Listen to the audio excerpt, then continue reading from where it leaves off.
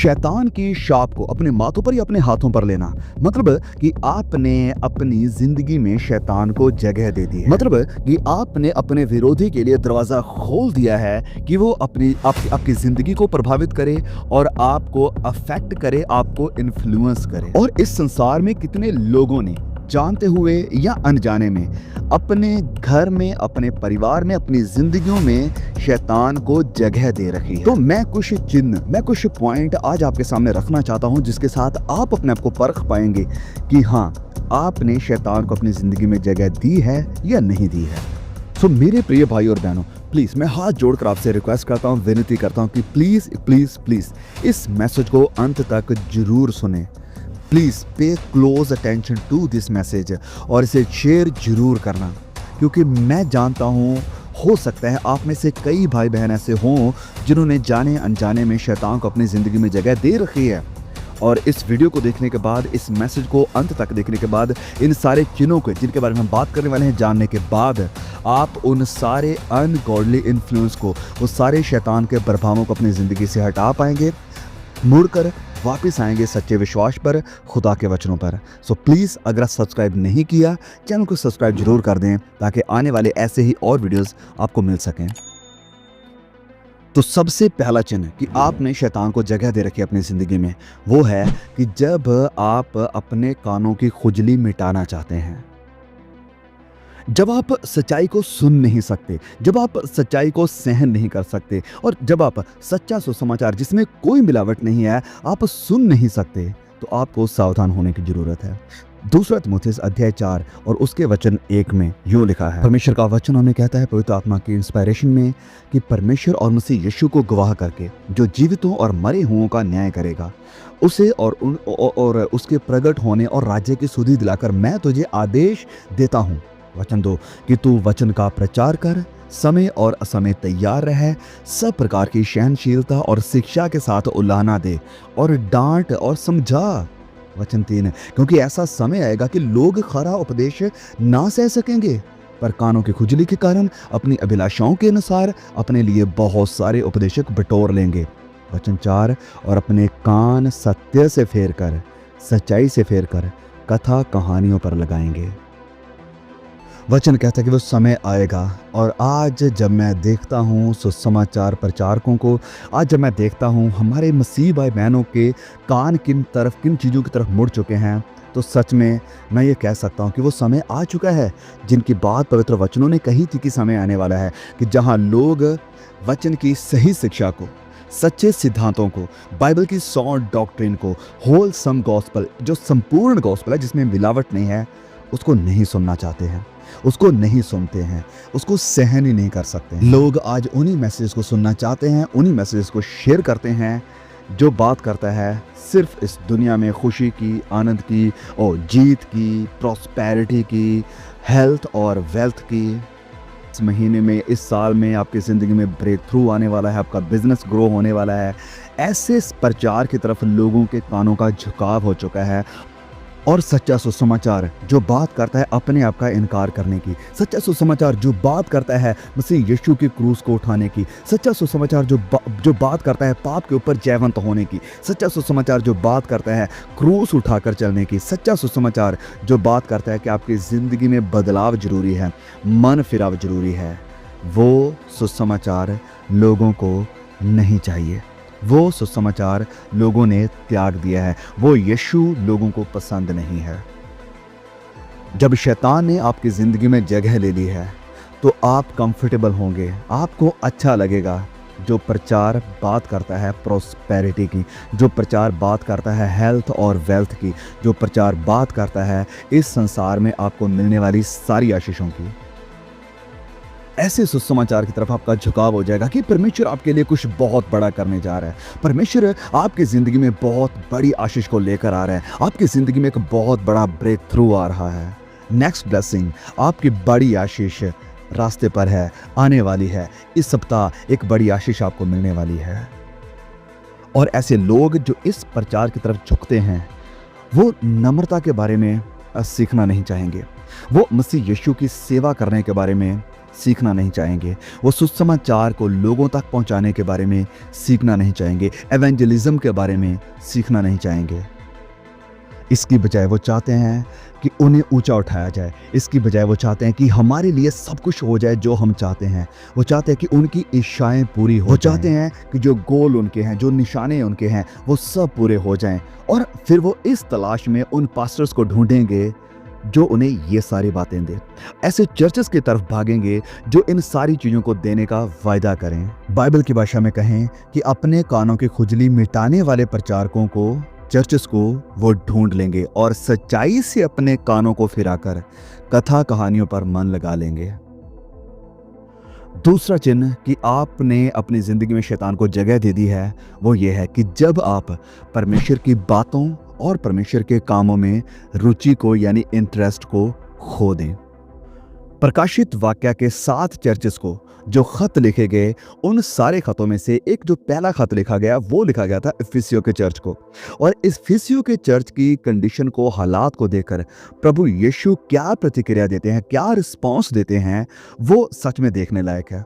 Ephesus की church को परमेश्वर कहते हैं कि आपके अंदर जो ज़ील थी, जो प्यार था, जो लगन थी परमेश्वर के प्रति, वो खत्म हो चुकी है, वो चली गई है, वो नहीं दिखाई देती है। प्रकाशित वाक्य अध्याय 2 वचन 2 से लेकर लिखा है कि मैं तेरे काम और तेरे परिश्रम और तेरे धीरज को जानता हूं, और ये भी कि तू बुरे लोगों को तो देख भी नहीं सकता, और जो अपने आप को प्रेरित कहते हैं और हैं नहीं, उन्हें तूने परख कर झूठा पाया है, और तू धीरज धरता है और मेरे नाम के लिए दुख उठाते उठाते नहीं थका।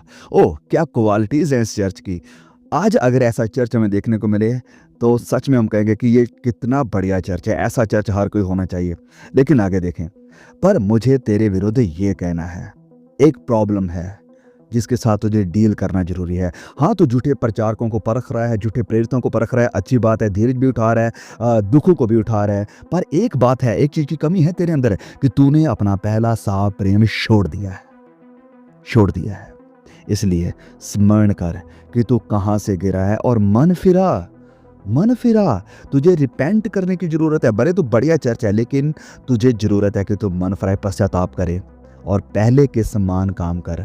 और यदि तू मन ना फिराएगा तो मैं तेरे पास आकर तेरे दीवट को उसके स्थान से हटा दूंगा। तो ध्यान दें इस एफेसस की कलीसिया पर कि ये चर्च के बारे में बताया गया है। प्रभु यीशु खुद कह रहे हैं, अच्छी बातें कह रहे हैं कि इनके एट्रीब्यूट्स बहुत अच्छे हैं, जो काम है इनके वो सच में बहुत बढ़िया हैं। They are indeed worthy of great respect.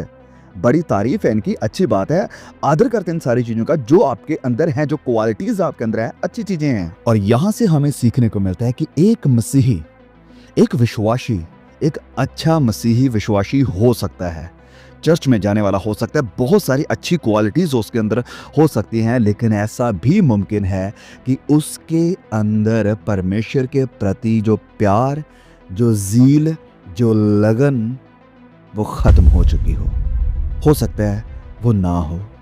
और जब ऐसा हमारी जिंदगी में होता है तो हम हमेशा गिरते हैं।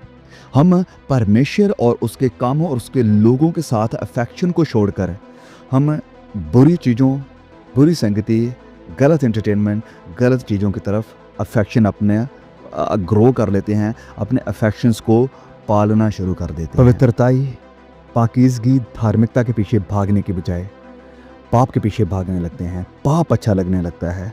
परमेश्वर के लिए कार्य करने के बजाय वो कार्य करते हैं, वो काम करते हैं जो परमेश्वर को दुख पहुंचाते हैं, जो परमेश्वर को सही नहीं लगते, अच्छे नहीं लगते, उसे प्रसन्न नहीं करते।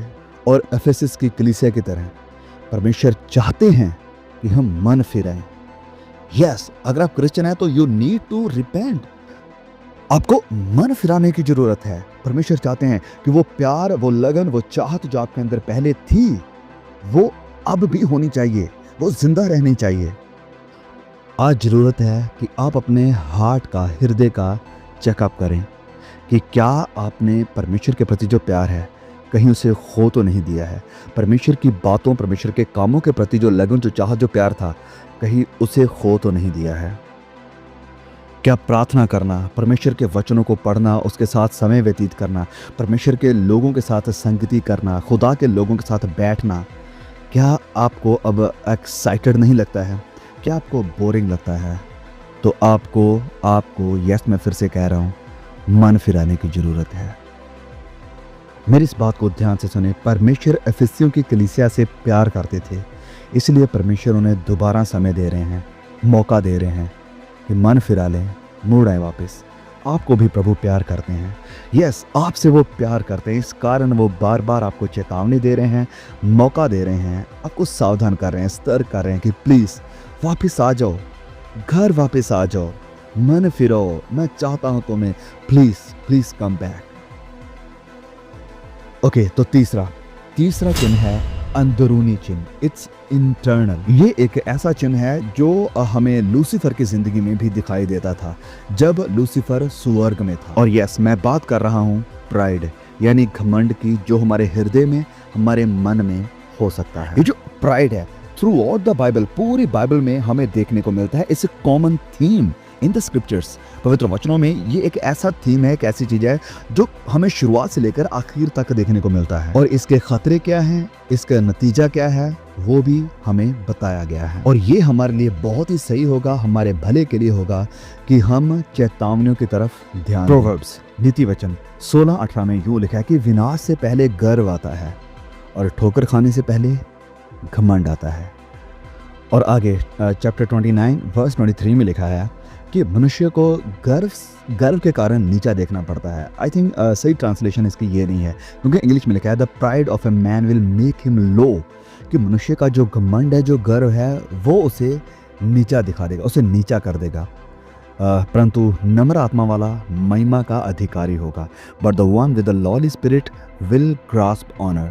मेरे प्रिय भाई और बहनों, जब आप अपनी ज़िंदगी में इस चिन्ह को देखते हैं, इस साइन को देखते हैं कि आपके अंदर अभिमान आ रहा है, आपके अंदर घमंड आ रहा है, तो उसी समय अगर आप उससे पश्चाताप नहीं करते हैं तो आप अपने आप को आत्मिक खतरे में पाएंगे। घमंड अपनी ज़िंदगी में रखना, एक अपने आप को ऐसी जगह पर रखना है जहाँ पर खतरे के सिवाय और कुछ नहीं है, चारों तरफ खतरा ही खतरा है। प्रैक्टिकली कहें कि जब आप आपकी ज़िंदगी में प्राइड को रखते हैं, अपने मन में, अपने दिल में, अपने हृदय में घमंड को रखते हैं, तो ये प्रभु के लिए एक ओपन इनविटेशन हो जाता है। ये खुदा को इनवाइट करना है कि वो आपके खिलाफ हो जाए, कि वो आपको नीचा करें। अब इस कारण नहीं कि परमेश्वर मीन है या वो बड़े क्रूअल है, नहीं, वरन इस कारण है कि आपने परमेश्वर को वो स्थान देने के बजाय जिसका हकदार वो है, उस जगह पर, उस सिंहासन पर आप खुद बैठ गए हैं, उसको साइड करके कि ये मेरी जगह है, यहाँ मैं बैठूंगा, तेरा कोई अधिकार नहीं है यहाँ पर। याद है लूसीफर शैतान बनने से पहले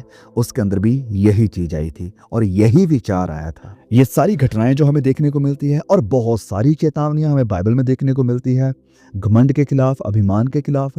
वचन में कहता है कि घमंडियों का, अभिमानियों का परमेश्वर सामना करता है, परंतु जो नम्र हैं उनके ऊपर वो अनुग्रह करता है। हम सबको, यस, मुझे, आपको, हम सबको जरूरत है दिन प्रतिदिन परमेश्वर के अनुग्रह की और परमेश्वर की दया की। और उसकी दया हमारे लिए अवेलेबल भी है, लेकिन यदि हम अपने आप को नम्र करते हैं तो, और उसकी दया हमारी जिंदगी में बिल्कुल चली जाएगी जब हम परमेश्वर को उसकी जगह से हटाकर खुद उस सिंहासन पर बैठ जाते हैं, तो वो हमारा सामना करते हैं, उसकी दया नहीं रहती हमारी जिंदगियों में। और बाइबल में हमें देखने को मिलता है कि एक बड़े मशहूर राजा ने एक बड़ा ही कड़वा सच सीखा था अपने इसी गुनाह के कारण, और उस राजे का नाम है राजा नेबुकदनेस्सर, और वो बेबीलोन का बादशाह था। डैनियल की किताब में उसका जिक्र हमें देखने को मिलता है।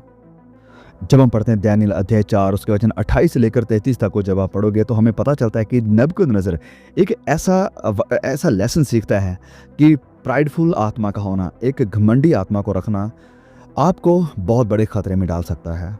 ये नेबुकदनेस्सर क्या बोल रहा था कि क्या ये बड़ा बेबीलोन नहीं है जिसे मैं ही ने अपने बल और सामर्थ्य और राजनिवास होने को और अपने प्रताप की बढ़ाई के लिए बसाया है।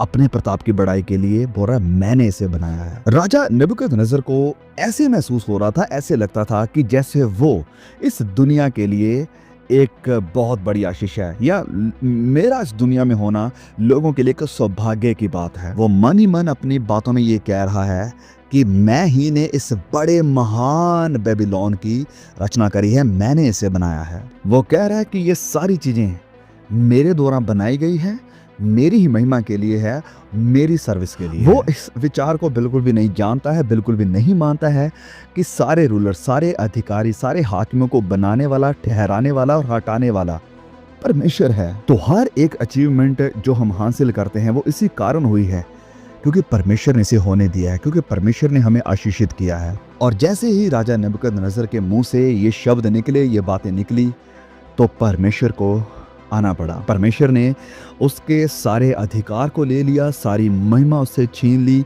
यहाँ तक कि जो सैनिटी उसे मिली थी, जो दिमाग, जो अच्छे विचार उसे मिले थे, वो सब कुछ जाता रहा। राजा नबूकदनेस्सर का दिमाग खराब हो जाता है लिटरली, और वो जानवरों की तरह बिहेव करना शुरू कर देता है और बाहर खेतों में, जंगलों में जाकर जानवरों की तरह रहने लगता है। लेकिन फिर क्या, उसे समझ आने लगती है ये सब कुछ जो मैंने हासिल किया, जो मेरे पास था, वो बिल्कुल भी मेरा नहीं था, मेरा खड़ा किया हुआ नहीं था, मेरी बुद्धि से नहीं था।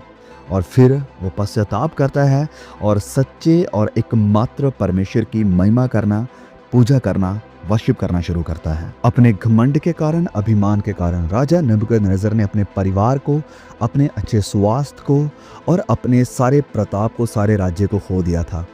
लेकिन वापस उसे नम्र होना पड़ा।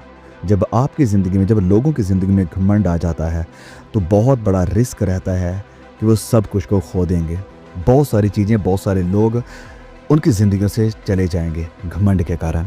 और घमंड के कारण वाकया में, सच में मैंने लोगों को देखा है कि लोग वाइल्ड एनिमल, यानी जंगली जानवरों की तरह ही बिहेव करते हैं।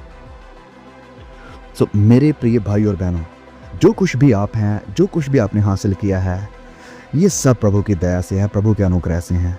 तो चेक करें अपने आप को कि कहीं प्राइड का, घमंड का कोई भी बीज आपकी ज़िंदगी में जड़ ना पकड़ने पाए। Check yourself and humble yourself.